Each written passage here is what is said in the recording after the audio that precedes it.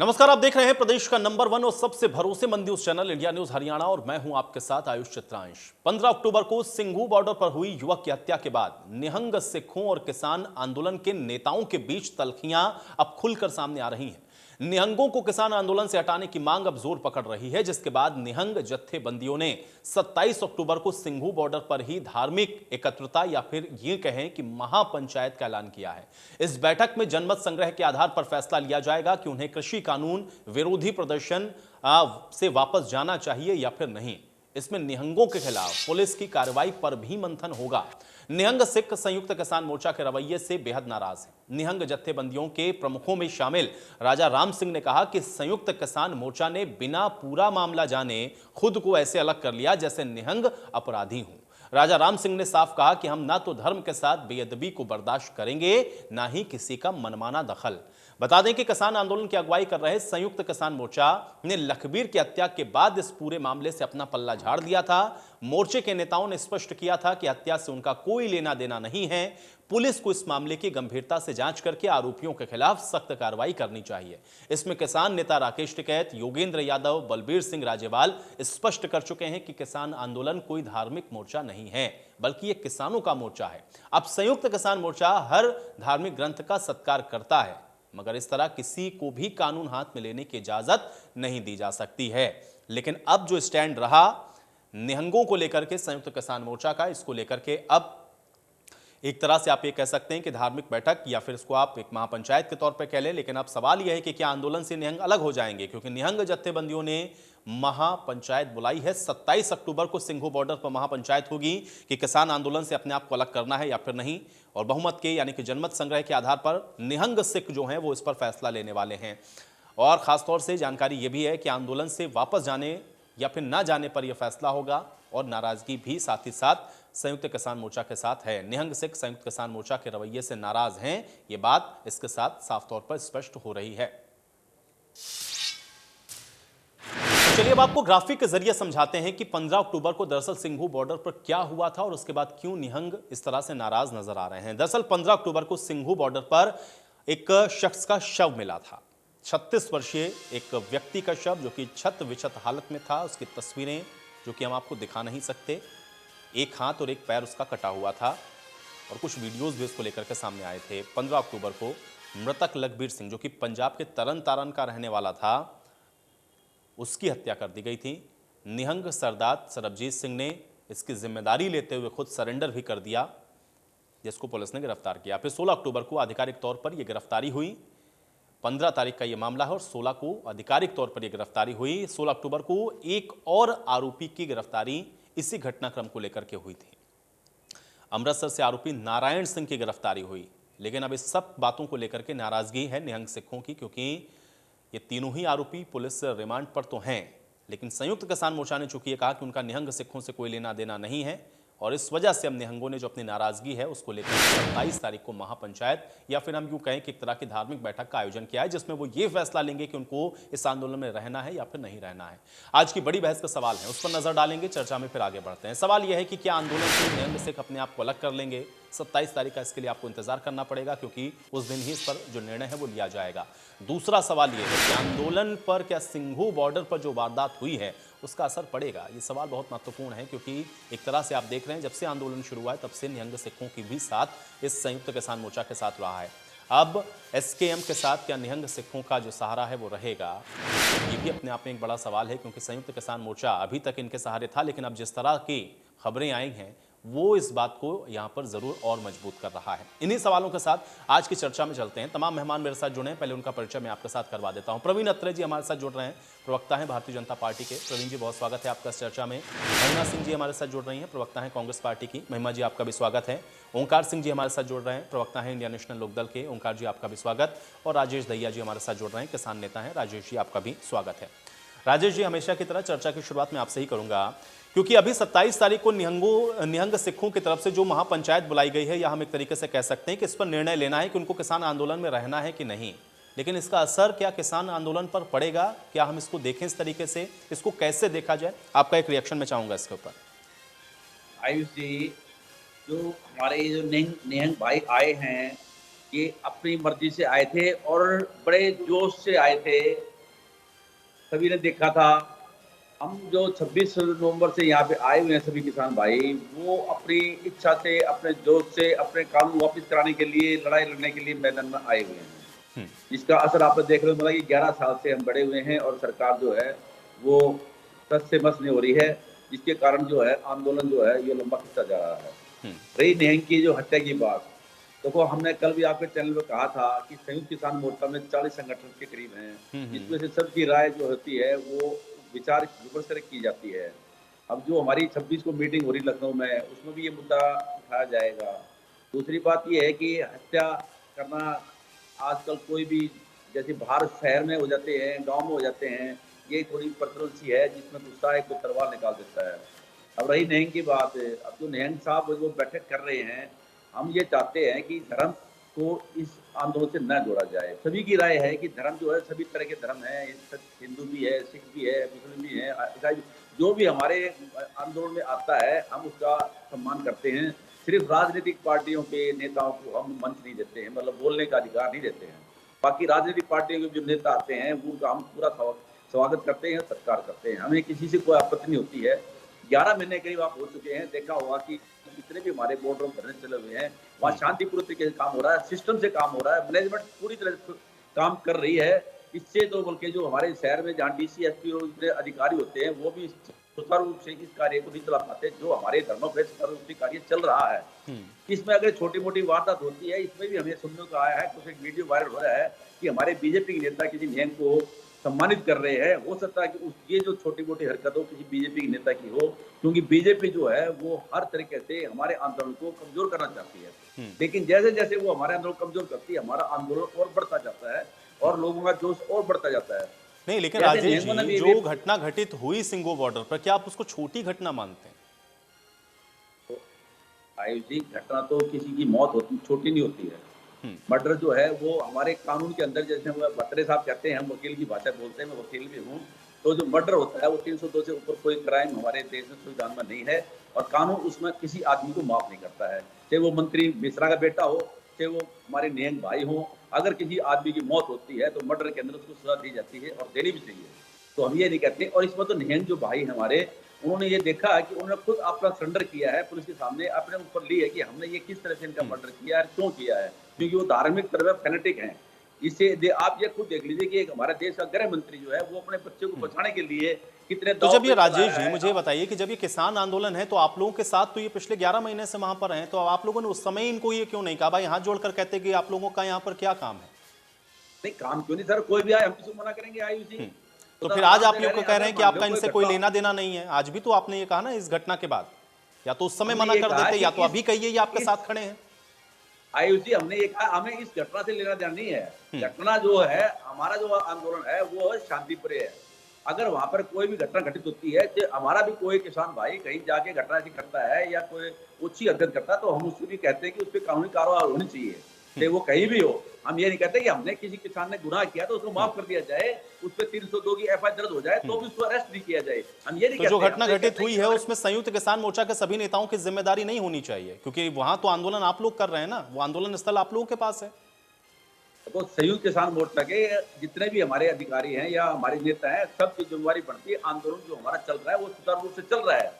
लेकिन अगर कोई घटना घटित हो जाती है और उसके अंदर वो आदमी खुद ये कहता है कि ये घटना मैंने की है, खुद सरेंडर करता है, तो इससे बड़ी बात और क्या होती है आयुष जी, कि एक आदमी किसी से गलती हो जाती है, आपने कभी देखा होगा हमारे यहाँ भी कोई मर्डर हो जाता है कि गुस्से में मर्डर करते हैं, तो आदमी जाकर थाने में सरेंडर कर देता है कि मेरे से गलती होगी है, गुस्से से होगी, किसी कारण होगी है, तो सरेंडर करता है। तो ऐसे ही हमारे निगम भाइयों ने जो है उन्होंने सरेंडर किया है और अपना एक बड़प्पन दिखाया है कि हमसे जो गलती हुई है उसका हम पश्चाताप कर रहे हैं और थाने में जाकर अपना सरेंडर कर रहे हैं। एक मिश्रा जी हमारे मंत्री जी बैठे हुए हैं, वो बल्कि जाकर अमित शाह से कहते हैं कि मुझे बचा लो और मेरे लड़के को बाहर निकाल दो। और 302 की एफआईआर होने के बाद भी उसको कितने दिन बाद अरेस्ट किया है, कभी एक चपका रहे हैं, कभी दूसरा चपका रहे हैं। आयुष जी, ये तो हमारा किसानों का बड़प्पन है और नेंगा भाइयों का बड़प्पन है कि जिन्होंने से कोई गलती होगी है उसकी जाके अपने माफी मांग ली, हमसे गलती होगी है, जो सजा बनती हो दे दो। अब हमारे जो संयुक्त किसान मोर्चे के नेता हैं उन्होंने ये कहा कि हम इस अपराध से कोई वास्ता नहीं रखते हैं, क्योंकि हम तो पहले भी कहते हैं कि जो भी हमारे धरने चल रहे हैं या जो भी हमारे आंदोलन होते हैं वो शांतिपूर्ण तरीके से होने चाहिए और उसमें हम कोई भी किसी भी अधिकारी को तंग नहीं करते हैं। अगर हम रास्ता भी रोकते हैं तो शांतिपूर्ण रोकते हैं। अगर हमने रेल भी रोकती है वो भी शांतिपूर्वक कोशिश की है। हमने कोई घटना किसी के साथ नहीं की है, ना किसी पुलिस वाले के साथ वारदात की है, ना किसी अधिकारी के साथ वारदात की है। हाँ, जो बीजेपी के नेता हैं जो ओछी भाषा बोलते हैं, चाहे वो नायब श्री एमपी हो या कोई मंत्री हो या कोई हमारा जांगड़ा साहब राज्य मंत्री हो, उसके हम कहते हैं कि वो अपनी जबान को लगाम चलिए, दे। ठीक है। नहीं तो हमारे जो नेता हैं किसानों के या किसान भाई हैं वो भी आपक हो सकते हैं। ठीक है प्रवीण जी, आपका रिएक्शन चाहूंगा मैं इसके ऊपर। ठीक है, ठीक है दैया जी। प्रवीण जी, एक बात जो लगातार तथाकथित किसान नेता कहते आ रहे हैं कि ये शांति प्रिय आंदोलन है, ये शांतमय आंदोलन है, यही समझने की कोशिश कर रहा हूँ कि जिस आंदोलन के अंदर पुलिस के 400 जवानों को घायल कर दिया जाए वो आंदोलन शांति प्रिय। इस आंदोलन के अंदर लाल किले पे देश को शर्मसार करने की घटना हो जाए वो आंदोलन शांति प्रिय है। जिस आंदोलन के अंदर एक युवती से बलात्कार हो जाए वो आंदोलन शांति प्रिय है। जिस आंदोलन में एक युवा को जिंदा जला दिया जाए वो आंदोलन शांति प्रिय है। इस आंदोलन के अंदर एक दलित युवक की नृशंस हत्या कर दी जाए वो आंदोलन शांति प्रिय है, जैसा कि भैया जी कह रहे हैं। दूसरी बात जो मैं समझने की कोशिश कर रहा हूँ, भैया जी एक बात कह रहे थे कि देखिए हम अपने आंदोलन को धर्म के साथ नहीं जोड़ना चाहते। बात तो ठीक है, क्योंकि राजनीतिक आंदोलन अलग चीज है और धर्म एकदम अलग चीज है, दोनों का आपस में घालमेल नहीं करना चाहिए। लेकिन भैया जी से मेरा एक सवाल है, जिस वक्त रुद्र सिंह मानसा के ऊपर संयुक्त किसान मोर्चा ने 15 दिन का जो रोक लगाई थी इस वजह से कि उन्होंने भिंडरांवाले की आलोचना कर दी थी, और उस वक्त निहंग सिंह नारायण से इसी स्टेज से जहां से भैया जी के नेता हर रोज भाषण करते हैं सिंघू बॉर्डर पे, वहां पे खड़े होके निहंग सिंह नारायण सिंह ये कह रहे हैं कि भिंडरांवाले की कोई आलोचना करेगा तो हम उसे बर्दाश्त नहीं करेंगे। क्या संयुक्त किसान मोर्चा को उस वक्त समझ नहीं आया कि धर्म और आंदोलन आपस में मिल रहे हैं? क्या उस वक्त ये बात समझ में नहीं आई कि आपकी स्टेज से इस तरह की बात नहीं कही जानी चाहिए थी? तब आप सोते क्यों रहे?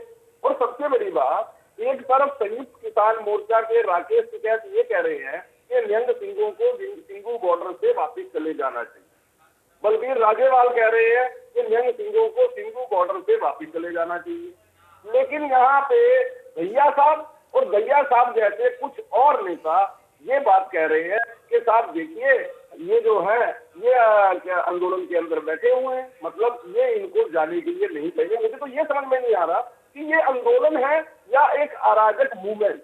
भैया साहब को मैंने कल भी अर्ज किया था कि भैया साहब ये आंदोलन ऐसी स्थिति में पहुंच चुका है जहां आपका नियंत्रण इस आंदोलन पे नहीं रहा। इन राजनीतिक दलों के मंसूबों को साबित करने के लिए ये जो कोशिश हुई थी, जो आंदोलन हुआ था, वो राजनीतिक दल इसका नाजायज फायदा उठा रहे हैं। आज स्थिति ये हो गई है कि जो किसान आंदोलन जिसको आप लगातार कह रहे थे, हालांकि मैं ये मानता हूँ कि वो किसानों के नाम पे किया जाने वाला आंदोलन है, किसान आंदोलन नहीं है, लेकिन वो जो राजनीतिक दल है जिनके राजनीतिक इरादे इस कदर थे कि देश में अस्थिरता पैदा की जाए, आप अपने नियंत्रण को खोकर उन राजनीतिक दलों के मंसूबों को पूरा करने की कोशिश कर रहे हैं। भैया साहब, मेरा आपसे फिर से निवेदन है कि अगर आप वाकई ही किसान हितैषी हैं, इस विषय पे विचार कीजिए कि इस आंदोलन में आज क्या स्थिति बन चुकी है। आप इस विषय पे भी विचार कीजिए कि कुछ ऐसे अराजक लोग कहीं इसका नाजायज फायदा ना उठा ले, जो लगातार कोशिश कर रहे हैं। मैं आपसे फिर से ये बात कहूंगा। एक मेरा बड़ा और सवाल है भैया साहब, जिस वक्त आपकी स्टेज पे तरसेम सिंह मोरावाली, आप शायद नहीं जानते, ओंकार में अच्छी तरह जानते होंगे कौन है तरसेम सिंह मोरावाली, वो जब भाषण दे रहे थे, जब आप यहाँ पे पहुंचे थे दिल्ली बॉर्डर पे, तब आपने क्यों नहीं कहा कि साहब ये कोई धार्मिक आंदोलन नहीं, इसका धर्म से कोई लेना देना नहीं है। आप स्वयं इस तरह की परिस्थितियां पैदा कर रहे हैं, और उन परिस्थितियों को पैदा करने का एकमात्र कारण क्या है? राजनीतिक उद्देश्य। मैं फिर वही बात दोहराऊंगा भैया साहब, किसान तो बहाना है, किसान केवल एक बहाना बना रहे हो आप किसान के नाम। और आज परिस्थितियां ये हो गई है कि एक दलित युवक की नृशंस हत्या हो जाती है, और वो जो राजनीतिक दल जो अपने राजनीतिक मंसूबों को पूरा करने की कोशिश कर रहे हैं, उनके नेता चुप्पी साधे बैठे, उनके नेताओं की ना जुबान खुल रही है, ना उनके मुंह से कोई आवाज आ रही है। आपको इस बात को भी भैया साहब समझना होगा। अगर आप वाकई आपकी किसान का लखीमपुर खीरी पे चाहते क्या हैं क्या राय तो है? आपको अत्रे जी इतने लंबे लंबे आंदोलन को भाषण दे रहे तुरंत हो, खत्म करना आपकी चाहिए। लखीमपुर मैं खीरी पे क्या आपसे राय है, ये जरा बात ये बता कहूंगा, दीजिए। अगर आप वाकई किसान का हित चाहते हैं तो जो ये आपके बगल में राजनीतिक दलों के लोग बैठे हैं जो चलिए ठीक है, इसका जवाब तो खैर दहिया जी देंगे, लेकिन एक एक करके और रिएक्शन में लेता हूं। फिर के महिमा जी, महिमा जी, ठीक है महिमा जी। आप हंस रहे हैं ना, आपकी हंसी में बहुत कुछ नजर आ रहा है हमारे को। ठीक है महिमा जी। चुप्पी साधे बैठे हुए हैं, चुप्पी साधे तो बैठे हुए हैं नरेंद्र मोदी जी और उनकी सरकार अजय मिश्रा के ऊपर। लखीमपुर में जो हुआ उसके कई दिनों के बाद विपक्ष के दबाव बनाने के बावजूद उनके बेटे को गिरफ्तार नहीं किया गया था और बमुश्किल उसको गिरफ्तार किया गया, लेकिन मंत्री को आज तक बर्खास्त नहीं किया गया। चुप्पी साधे कौन बैठा हुआ है? यहाँ पर जितने भी अपराधों के नाम गिनाए, ठीक है, ये हुआ किसान आंदोलन के एवज में, ये हुआ वो हुआ, सारी बातें कही गई। लखीमपुर खीरी का नाम नहीं आया, गाड़ी के नीचे जो कुचल दिया गया किसानों को, उनका बिल्कुल नाम नहीं आया, क्योंकि कैसे लेंगे नाम। हाथरस की उस बेटी का नाम नहीं आया जिसको आधी रात में जला दिया गया था। भाजपा के अगर हम जुर्म गिनाने लगेंगे जो इस देश के विरुद्ध उन्होंने किए हैं, तो फिर एक ही कहावत याद आती है, बोए पेड़ बबूल का तो फिर आम कहां से पाए। तो इन्होंने जब बबूल का पेड़ बोया है, जो जिस गृह युद्ध की नींव धरते जा रहे हैं इन सालों से, वो अब अपना आकार दिखाने लगा है, लेने लगा है, दम मारने लगा है इस देश के अंदर। और इसीलिए हम बार बार कहते थे कि इस देश के इतिहास के पन्नों को रक्त रंजित कर छोड़ेंगे ये जो बैठे हैं सत्ता के प्रत्याशी, अपने कर्तव्य को न समझते हुए, इस बात को न समझते हुए कि ऐसे आंदोलन इनके आंखों के तले जन्म ले रहे हैं, जबकि उन्होंने इस अध्यादेशों के माध्यम से देश के ऊपर ऐसे कानूनों को थोपा। अभी बात आई थी 26 जनवरी की और पुलिस कर्मियों के ऊपर जो किसानों के ऊपर आरोप लगाए जा रहे हैं उसकी। 26 जनवरी की बात याद आते ही दीप सिद्धू की वो सब तस्वीरें याद आती हैं जो अमित शाह के साथ और भाजपा के तमाम कद्दावर नेताओं के साथ सामने आई थी। साथ ही अभी जुलाई में बाबा अमन सिंह जो थे निहंगों के, कनाडा से आए हुए, उनकी नरेंद्र सिंह तोमर जी के साथ खींची हुई वो तस्वीर याद आती है जो द ट्रिब्यून ने छापी थी और ये कहा था कि बाबा अमन सिंह का सरकार के द्वारा पर्दे के पीछे किए जा रहे प्रयासों में बड़ा हाथ हो सकता है इस आंदोलन को खत्म करवाने के लिए। और उसके चंद महीनों के बाद इस तरह की जब घटना होती है, दुर्घटना होती है, तो फिर किस मुंह से भाजपा या उसके प्रतिनिधि आकर के बात करते हैं? इस देश के अंदर सांप्रदायिकता की आग को फैलाने वाली ये सरकार कैसे बात करती है आज ये कि किसानों को आंदोलन खत्म कर देना चाहिए, या कौन सी पार्टियों ने इस आंदोलन में क्या किया या जो भी, क्योंकि ना तो वो देश के नागरिकों के अधिकारों की बात कर रहे हैं, न केवल वो अधिकारों को दमन करने की बात कर रहे हैं, बल्कि वो हर तरह से इस आग को सुलगाने का काम कर रहे हैं। डॉक्टर बाबा साहब अम्बेडकर ने कहा था, Ayush ji, man is for religion, religion is not for man. इस देश के अंदर कानून का राज है और ये भुलाने वाली, ये नागरिकों को भुलवाने वाली, इंसाफ को अपने हाथ में लेने की पर मजबूर करने वाली ये सरकार और उसके प्रतिनिधि जो भड़का रहे हैं इस आग को, इस युद्ध को, जिन्होंने लखीमपुर खीरी पर जब कोई एक्शन नहीं लिया और वो मंत्री जिनके बेटे ने इस तरह की दरिंदगी वाली हरकत वहां पर की थी, किसानों को कुचलते हुए निकलने वाला वीडियो सामने आया था, वरुण गांधी जी ने उसको पोस्ट किया था, उसके बाद आज बात कर रहे हैं कि निहंगों ने अमन सिंह के साथ नरेंद्र सिंह तोमर जी की तस्वीर होना, लखीमपुर खीरी की घटना के ऊपर कोई एक्शन ना होना, ये सारी उस नींव का हिस्सा है जो इस देश के गृह युद्ध में भरी जा रही है। ओंकार जी, ये दुखद है। ओंकार जी, आयुष जी, सबसे पहले तो मैं अपने भाई परवीन अत्री की जवाब देना चाहूंगा। ये तथाकथित किसान, अरे भाई आप तथाकथित बीजेपी वाले हो, पहले ही नैलो में जन्म लिया आपने, आप तथाकथित बीजेपी वाले हो, आपकी बात पे कौन विश्वास करेगा? आप सत्ता के लालची हो, सत्ता देखते ही दूसरी तरफ चले जाते हो, और मैं गारंटी से कहता हूं कल को भी आप यही करोगे। अब मैं किसान आंदोलन पे आता हूं। सबसे बड़ी बात है, इस दुनिया में अगर सबसे कोई संवेदनशील मुद्दा है तो वो धार्मिक मुद्दा है। अगर धार्मिक मुद्दे से किसी की भावना को भड़काओगे तो उसको कंट्रोल में नहीं रख पाओगे। आप बीजेपी वाले चाहते क्या हो? पहले दिन से चाहते हो किसान आंदोलन को कमजोर किया जाए। और आयुषी, आपका चैनल एक बहुत प्रतिष्ठित चैनल है और मुझे विश्वास है कि आपने पहले भी बहुत बढ़िया डिबेट करी है, इस बार भी बढ़िया करवाओगे। आप पूछ रहे थे कि उसका जिम्मेवार कौन है। मैं बीजेपी के प्रवक्ता से पूछना चाहता हूं आज 11 महीने होने को हैं, क्यों इनके मुंह में दही जमा हुआ है? क्यों किसान आंदोलन को हल नहीं करना चाहते हैं? इसके पीछे कारण है, ये चाहते हैं कि आंदोलन लंबा खींचे, आंदोलन में किसान टूटे, आंदोलन में कोई ऐसी घटना घटे जिससे इनको किसी न किसी तरीके का इनको फायदा मिलने की कोशिश हो। और ये चाहते हैं कि जब तक आंदोलन चलता रहेगा तब तक लोगों का ध्यान बेरोजगारी, महंगाई, भ्रष्टाचार, दलाली, घोटाले, इन सब से ध्यान है। शिक्षा, अरे बच्चों की शिक्षा के लिए कॉलेजों में एडमिशन नहीं हो रही है, इन सब से हटा रहेगा। हाँ, वो घटना जो घटी उसके लिए निहंग सिंह ने खुद सरेंडर किया है। और मैं बताना चाहूंगा, निहंग सिंह कोई यहाँ पे आतंकवादी नहीं है, ये देश के सबसे ज्यादा वफादार सिपाही हैं। ये वही निहंग सिंह है जो जाके बॉर्डर के ऊपर, जिनकी वजह से पंजाब के साथ लगता है पाकिस्तान, अब पाकिस्तान पंजाब में नहीं आ सकता। आप अगर उनको कंडेम करोगे तो धार्मिक भावनाएं भड़काने की कोशिश करोगे। और बीजेपी चाहती क्या है? बीजेपी यही चाहती है किसी तरीके आंदोलन कमजोर हो जाए, किसी तरीके इसको धार्मिक फसाद में फंसाया जाए। लेकिन किसान नेता, मैं सैल्यूट करता हूं, आज भी किसान नेता को बहुत समझदार है। और इस जो दुख की घड़ी है, इस शंका की घड़ी में किसान नेता फिर जीत के आएंगे। इन्होंने 26 जनवरी में उनके आरोप लगाने की कोशिश करी। इन्होंने भी 400 जवान कहते हैं घायल हुए। अरे भाई ये तो बता दो, 900 से ज्यादा किसान शहीद हो चुके हैं। लखीमपुर खीरी में तुम्हारे मंत्री के बेटे ने जिंदा गाड़ी के नीचे दबा दिए, क्या उसकी निंदा नहीं करोगे? पहले आप उसके बारे में बताओ। आपको शर्म आनी चाहिए, टीवी पे बैठ के हंसते हो। 10 महीने 11 महीने से किसान सड़कों पे बैठे हैं और आप लोग ऐश की जिंदगी जी रहे हो, एसी में बैठ के हंसने का काम करते हो। कोई बात नहीं, समय आएगा, समय आपको बताएगा।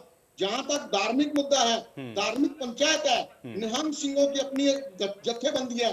और मैं बताना चाहता हूं, निहंग सिंह कोई आतंकवादी नहीं है, ये देश के सबसे वफादार सिपाही हैं। ये वही निहंग सिंह है जिन्होंने मुगलों से देश को आजाद कराने के लिए, ये वही निहंग सिंह है जिन्होंने जब पड़ी थी बहु बेटियों को वापस लेके आए थे। आपको हंसने का काम आ रहा है ना?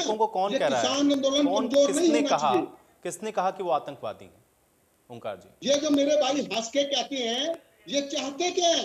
आज 11 महीने हो गए, कौन किसान किसने कहा आतंकवादी? ये तो बता दो। आप उसी बार में आपके बीजेपी वाले यहीं पे आ जाते हैं, आखिर में आके इनकी सुई वहीं अटक जाती है। अरे आप ये लोग गलत है, निहंग सिंह गलत नहीं है। नहीं, निहंग सिंह को आतंकवादी कहा? मेरे पास भी ऐसी जानकारी नहीं है ना, इसलिए मैं पूछना चाह रहा हूं। गलत हो सकता है, किसी भी धर्म में कोई भी व्यक्ति गलत हो सकता है, लेकिन आप पूरे जत्थेबंदी का नाम लोगे तो वो हमसे भी बर्दाश्त नहीं होगा, क्योंकि किसी धर्म, इसीलिए ओंकार जी मैं कह रहा हूं ना कि उसमें किसने कहा कि भाई आतंकवादी? जो गलत कर रहा है, गलत को गलत आदमी कहेगा, लेकिन सब आतंकवादी हैं या किसी को आतंकवादी, तो मुझे नहीं ध्यान है कि किसी ने कहा कि वो आतंकवादी है।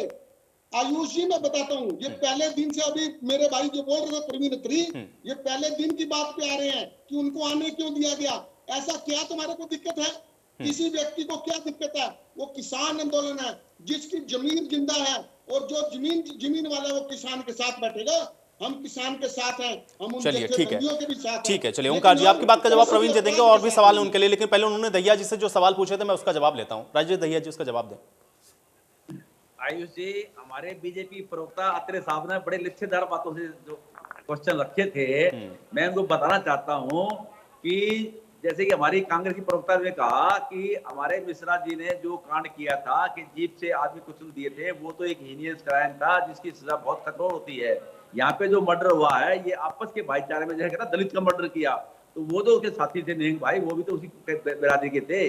और रही बात है, आपने कहा 26 जनवरी के लाल किले की, अरे हम तो तिरंगे का अपमान नहीं, सम्मान करते हैं, जिसके बराबर में किसानों ने कहा कि हम किसान सारे आपके साथ खड़े हुए हैं।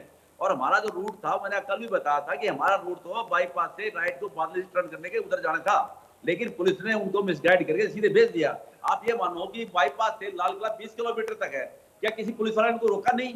अगर कोई रोकते तो झगड़ा होता, हमने किसको कहा? इन्होंने कहा कि 400 पुलिस वालों को घायल कर दिया। हमारे 700 तो आदमी मर चुके हैं, शहीद हो चुके हैं। आप कहते हैं एक भी पुलिस वाला नहीं मारा है ना हमने।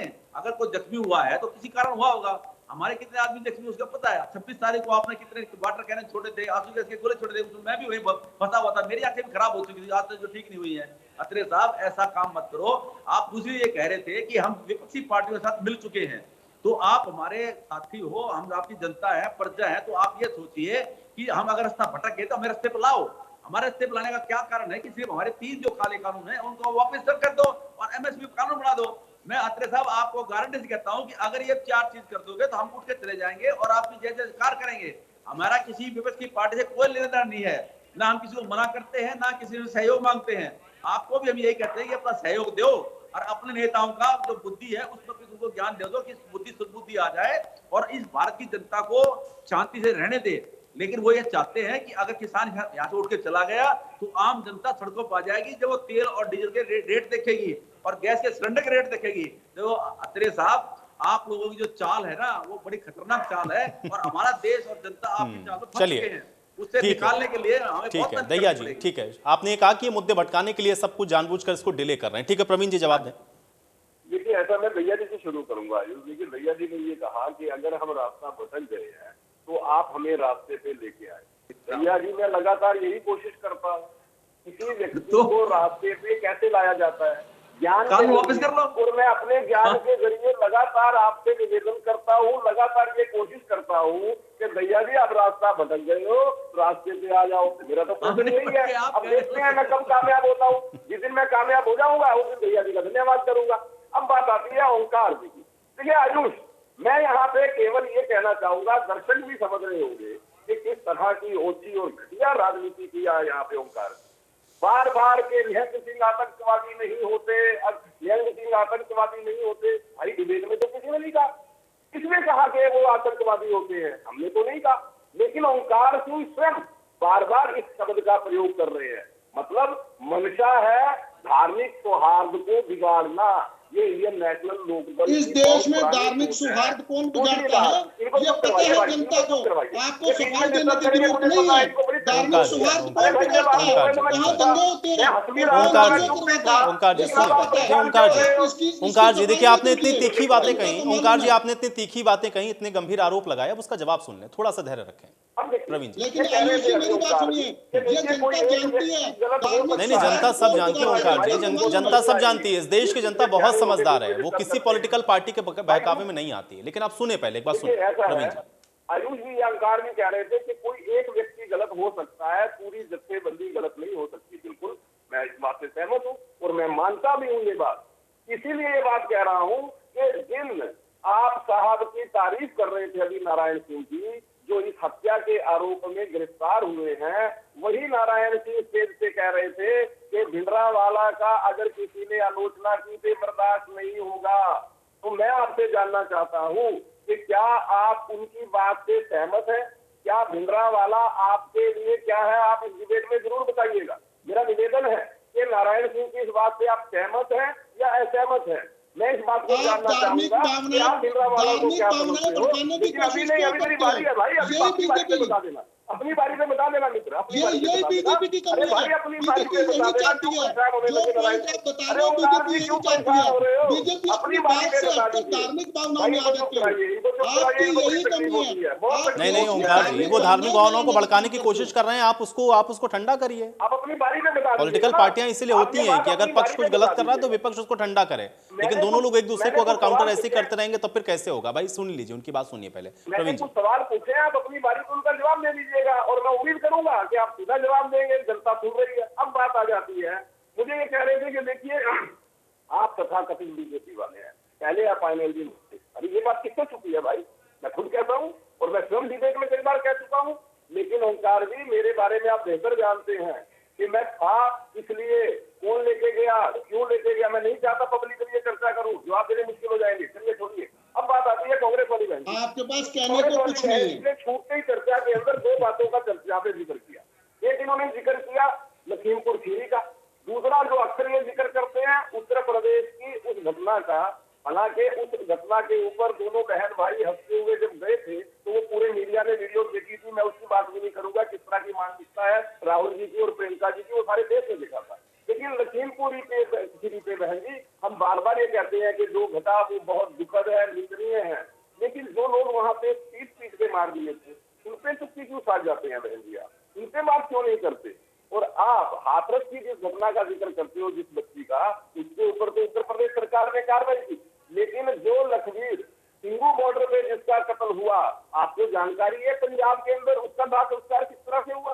रात के अंधेरे में पेट्रोल छिड़क के बहन जी, तब आपके राहुल गांधी जी चुप्पी क्यों थे, तब प्रियंका जी चुप्पी क्यों साध गई? और बहन जी मेरा आपसे एक और सवाल है, जिस वक्त छत्तीसगढ़ के अंदर किसानों को गोली चल रही थी, तब आपकी चुप्पी क्यों नहीं खुली? तब राहुल जी की चुप्पी क्यों नहीं खुली? इस वक्त राजस्थान के अंदर किसानों पे लाठियां चल रही थी, हॉस्पिटलाइज हुए वो, तब आपकी चुप्पी क्यों नहीं खुली? इस वक्त राजस्थान टॉप के अंदर एक दलित बच्ची से बलात्कार हुआ, तब प्रियंका जी की चुप्पी क्यों नहीं खुली? मैं हैरान हूं कि कांग्रेस वो गिद्ध पार्टी है।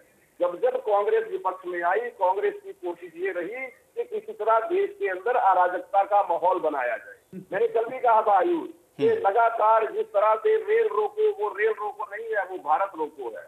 इसलिए मैं कांग्रेस को वो पार्टी मानता हूं जिसने इस देश को धरातल में लाके खड़ा कर दिया। और भैया जी से फिर निवेदन करूंगा कि भैया जी इन गिद्धों से बचिएगा। ये गिद्ध है जो गिद्ध दृष्टि रखे हुए हैं। मेरा आपसे निवेदन है, आप बहुत सिंसियर एडवोकेट हैं, इनसे बचिए, इनके मंसूबों से बचिए। आप बेहतर जानते हैं कि ये गिद्ध किस तरह से गिद्ध राजनीति करने की कोशिश लगातार कर रहे हैं। चलिए ठीक है प्रवीण जी, अब मैं महिमा जी से एक लाइन और बहन जी ने दो बातें और कही थी। एक बहन जी ने कहा था लाल किले की घटना के बारे में कि उनकी फोटो जो है अमित शाह जी के साथ थी। अरे बहन जी, उस दीप सिद्धू के लिए 17 किलो की फोटो तो आपकी पार्टी ने खड़ी की थी। जो खड़ी की थी आपकी पार्टी ने, वो हमारा आदमी था। और जो अमन सिंह का आपने जिक्र किया, बहन जी जानकारी बढ़ाइए, वो कनाडा के नहीं है, पहले जानकारी को दुरुस्त कीजिए। सोशल मीडिया पे पढ़ के आप कुछ भी बोलते हैं, वो अभी भी सिंघू बॉर्डर पे बैठे हैं। सोशल मीडिया पे उनकी वीडियो वायरल हो रही है, वो बता रहे हैं कि वो क्या करने गए थे आरबीएन सिंह को साथ लेके। वो इसी किसान आंदोलन की मांग लेके गए थे और उनकी मांग ये थी कि इसका हल किया जाए। और वो जुलाई की घटना है, जिस बहन जी वो कनाडा का नहीं है, फिर रिपीट करता हूँ, सोशल मीडिया की जानकारी तो आगे डिबेट में मत लेके आया कीजिए, कम से कम अपनी जानकारी बढ़ाइए। वो भी सिंघू बॉर्डर में बैठे हैं, सोशल मीडिया चेक कीजिए, 25 मिनट पहले की उनकी वीडियो मिल जाएगी आपको। ठीक है महिमा जी। दयनीय स्थिति है भाजपा की और भाजपा के प्रतिनिधि की, जो द ट्रिब्यून को सोशल मीडिया समझते हैं। इन्हें ये नहीं मालूम कि द ट्रिब्यून की जुलाई की खबर है। मैंने पहले भी कहा था, शायद ध्यान से सुनाई नहीं देता है उनको चर्चा के ऊपर। बीच में ना बहुत तकलीफ होती है जब दूसरे इनके ठीक है, नहीं प्रवीण जी हाँ, आप सुने महिमा जी की बात को सुन ले। हाँ महिमा जी ठीक है, हाँ महिमा जी दूसरों पर उंगली उठाना और अपनी तरफ उठने वाली 3 उंगलियों को नहीं देखना, यही भाजपा की संस्कृति है। उसी संस्कृति के तहत अभी ये जो प्रतिनिधि बोल रहे थे भाजपा के, इन्होंने कहा कि जब कांग्रेस विपक्ष में होती है तब ऐसा होता है, तब अराजकता फैलाती है। जब कांग्रेस विपक्ष में होती है तब सत्ता में कौन होता है देखने वाली बात आयुष जी ये है। और जो सत्ता में होता है, क्या उसी की जिम्मेदारी नहीं होती है कानून व्यवस्था को सुनिश्चित करने की? दयनीय स्थिति है भाजपा और भाजपा के प्रतिनिधियों की, इसीलिए हम ये बोलते हैं। और एक कहावत याद आ रही है, माटी कहे कुमार से तू क्या रौंदे मोए, एक दिन ऐसा आएगा मैं रौंदूंगी तोए। और यहाँ माटी वो जनता है जिसने आपको चुन करके सिरमौर पर बिठाया था, जिसको आप भूल गए हैं, जिसके अंदर गृह युद्ध करवा करके कभी कांग्रेस के माथे पर मढ़ने की कोशिश कर रहे हैं तो किसी और के माथे पर मढ़ने की कोशिश कर रहे हैं। और ये भूल जा रहे हैं कि उत्तरदायित्व सरकार का होता है, न कि विपक्ष का।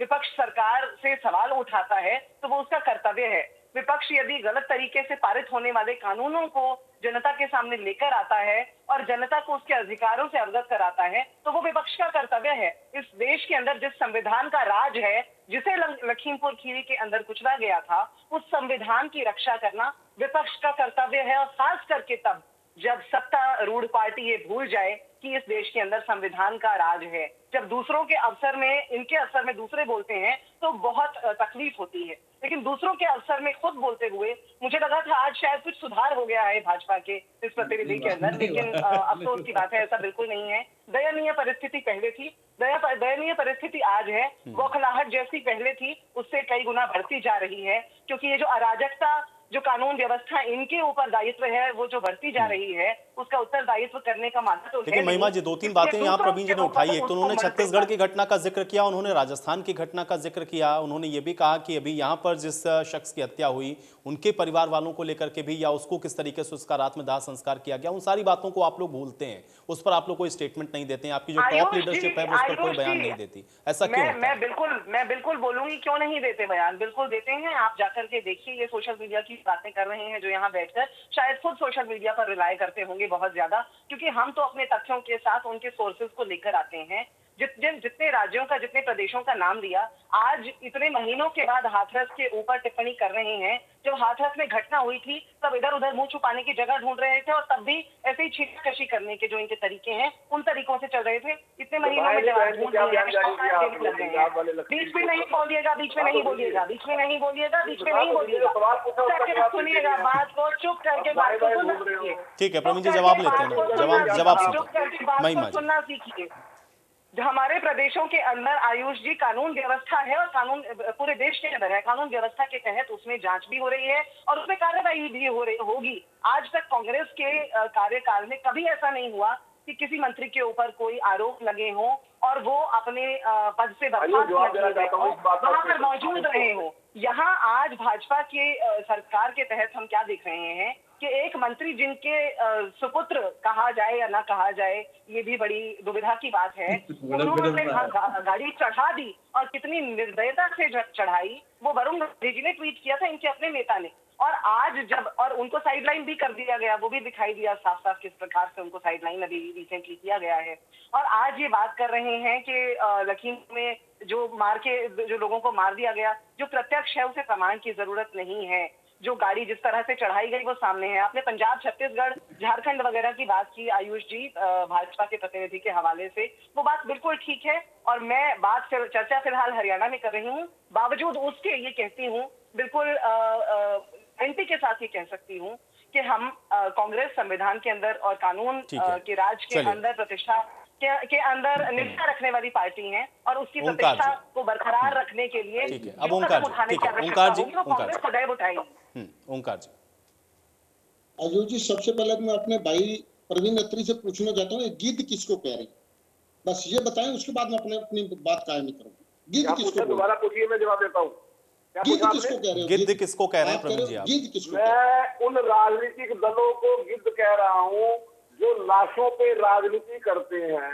मैं उन राजनीतिक दलों को गिद्ध कह रहा हूँ जिनकी अपनी सरकार के अंदर गोली चलती है किसानों पे। प्रवीण जी, ओंकार जी को बोलने दे, उसके बाद आप जवाब देंगे। ठीक है, किसान हितैषी होने का ढोंग करते हैं। मैं उन राजनीतिक दलों को, चलिए आपने पॉलिटिकल पार्टीज को गिद्ध कहा, ठीक है, चलिए ओंकार जी। अच्छा, उन पॉलिटिकल पार्टी में क्या बीजेपी नहीं आती? ये बीजेपी का दूध की दुली है। जब बीजेपी का राज आता तब तक सांप्रदायिक माहौल क्यों बनता है? मैं पूछना चाहता हूँ इनसे। जब भी कोई देख लो, आप दूर को जाते हो, गुजरात की बात देख लो, मेरी बात ये उंगली को नीचे कर लीजिए और बात सुन लीजिए ध्यान से। आपने हंसने की बुरी आदत है। सुनिए, कोरोना काल के अंदर आपको क्या दिक्कत आई थी जो आपने 3 कृषि बिल लिए? क्या हुआ था कोरोना काल में? अरे पूरा विश्व अपने घरों में बैठा हुआ था, आपको उसी टाइम मिला था 3 कृषि बिल का। अरे जब किसान नहीं चाहते, तकरीबन 1900 से 1000 किसान शहीद हो चुके हैं। लाशों पे राजनीति करना आप जानते हो, गिद्ध आप हो, सरेआम बता रहा हूं, गिद्ध आप हो। 1000 के करीब किसान शहीद हो चुके हैं। लखीमपुर खीरी में आपके मंत्री के बेटे ने सरेआम गाड़ी चला दी, और मंत्री आज भी आपके मंत्रालय में बैठा हुआ है। शर्म आती है ऐसे बंदों के ऊपर। आप लोग समाज के ऊपर जो ऐसा कार्य कर रहे हो, ये मेरी बहन ने ठीक बोला कि माटी में जब मिलोगे तब पता लगेगा। आज माटी जो है ना, जनता है, या लोकतंत्र, राजतंत्र नहीं है। ना कोई राजा हमेशा की रहा है, ना रहेगा। आपको बताना चाहता हूँ, 3 कृषि बिल रद्द करने पड़ेंगे। आज आप किसान आंदोलन को जो डिवाइड करने की कोशिश कर रहे हो, ये डिवाइड होने वाले नहीं। आज ये किसान आंदोलन जन आंदोलन बन चुका है, और हर एक व्यक्ति इसके समर्थन में है। एक जत्थेबंदी, 2 जत्थेबंदी नहीं, हजारों जत्थेबंदियां इसके समर्थन में है। और आप ही से पूछना चाहता हूँ, आज सरसों का तेल 200 रुपए हो गया, क्यों हो गया? इसलिए हो गया क्योंकि सरसों सरकार नहीं खरीद पाई, प्राइवेट एजेंसियों ने खरीद ली। आज पेट्रोल और डीजल का रेट क्या हो गया? 105 रुपए। 13 राज्यों में डीजल 100 रुपए से पार हो गया। और आपकी सरकार कहती है, निर्मला सीतारमण जी कहती है, ये तो हमारे हाथ में नहीं है, क्योंकि निगम के हाथ में चला गया। कल को जब ये कानून लागू कर दोगे ना आप, उस वक्त कनक और चावल ये 200 रुपए किलो, 150 रुपए किलो मिलेंगे। इसका उदाहरण देता हूं मैं आपको। 1 किलो मक्की का आटा किसी स्टोर से लेने जाना, रिलायंस के स्टोर से, आपको पता लगेगा 150 रुपए किलो है, जबकि मक्की की कीमत 10 रुपए किलो है। ये जो आप गंदे कानून लेके आए हो, ये आप लागू कर, अगर आप कहते हो निलंबित कर दिए, तो आपको क्या तकलीफ है? अगर आपने 1.5 साल के लिए निलंबित कर दिए, तो आप कह दीजिए 10 साल के लिए होगी निलंबित। जब कभी भी लागू होंगे, किसान नेताओं से बातचीत करके लागू किए जाएंगे। आप में दिक्कत सिर्फ यही है, आप कुछ राजनीतिक, कुछ उद्योगपतियों के हाथ में खेल रहे हो। आपके प्रधानमंत्री जो है, हमारे प्रधानमंत्री जो है, ये उनका अपना निर्णय होता। अब तक कब के चलिए प्रवीण जी जवाब लेकिन मजबूरी आपकी ये है, ये निर्णय आपका नहीं है, ये निर्णय सिर्फ और सिर्फ उद्योगपतियों का निर्णय है। बीजेपी एक ऐसी पार्टी है जो हमेशा उद्योगपति के लिए कार्य करती है। ठीक है, चलिए प्रवीण जी। हाँ देखिए, ओंकार जी ने 2-3 बातों का जिक्र किया। ओंकार जी बोले कि जब ये आपने 1.5 साल के लिए स्थगित कर दी है, तो ये पहले ही बात तो ये है कि चैनल पे ओंकार जी ने इस बात को स्वीकार किया कि कानून 1.5 साल के लिए स्थगित है। इसमें क्या बात है? सबके बाद में स्थगित है, तो फिर आंदोलन किस बात का? मैं ये पूछ रहा हूँ, फिर आंदोलन किस बात का? दूसरा मतलब आपके अनुसार वापस चले जाए, किसान वापस चले जाए। ओंकार भाई बीच में ना बोलो, आपको बाद में फिर मैं अपना समय भी दूंगा थोड़ा सा, तब आप बोलिए। अब यहाँ पे ओंकार जी ये कहते हैं कि जिस तरह से इन 3 कृषि कानूनों की वजह से किसान का बहुत बड़ा नुकसान हो जाएगा। मतलब ओंकार जी ये कहना चाह रहे हैं कि ओंकार जी जब भी सत्ता में आए, ओंकार जी ने किसानों का बहुत भला किया। अब मैं यहाँ पे कंपैरिजन करूंगा, कांग्रेस का एनएलसी का और भारतीय जनता पार्टी का। किसानों के लिए किसने क्या-क्या काम किया? भारतीय जनता पार्टी की सरकार आने के बाद ओंकार जी, अगर मैं राष्ट्रीय स्तर पे बात करूं, किसान सम्मान निधि, किसान मानधन योजना, किसानों के एग्रीकल्चर